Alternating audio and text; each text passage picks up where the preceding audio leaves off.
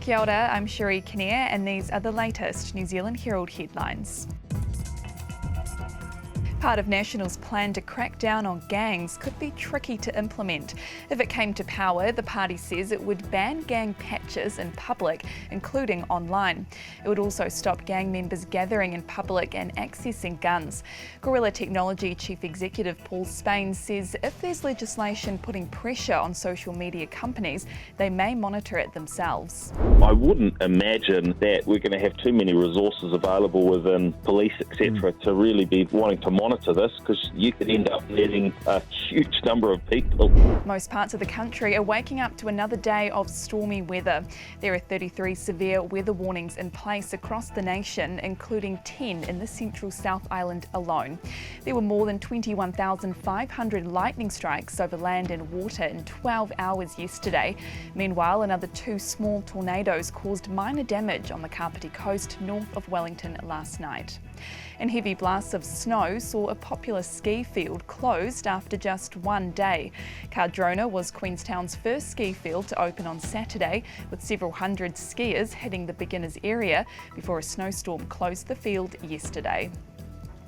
The top end of the residential real estate market is going strong and seems to be largely untroubled by factors like higher interest rates and inflation.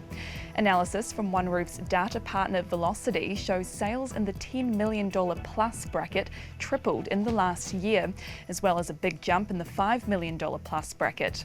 One Roof's Owen Vaughan says real estate agents are staggered by the amount of money that's found a home in property. One recent one on Remuera Road traded off market for $29 million, the third most expensive house in New Zealand. It's just an insane amount of wealth. Strike action begins for members of the New Zealand Professional Firefighters Union with demands for improved wages and working conditions.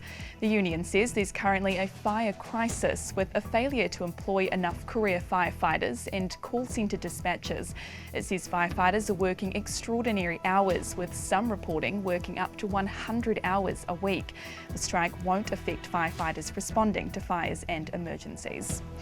And in world news, Australia and China's defence ministers have met in Singapore to discuss pressing issues facing our part of the world. The meeting marked the end of a 2-year diplomatic freeze between the countries.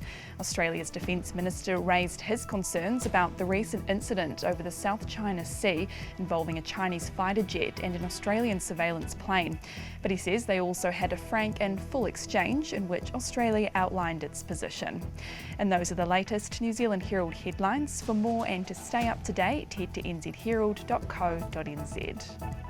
Thanks for checking out our YouTube channel. To stay up to date with all the latest news from the New Zealand Herald, click the subscribe button below or check out one of the videos here, and head over to nzherald.co.nz for more details on these stories and more.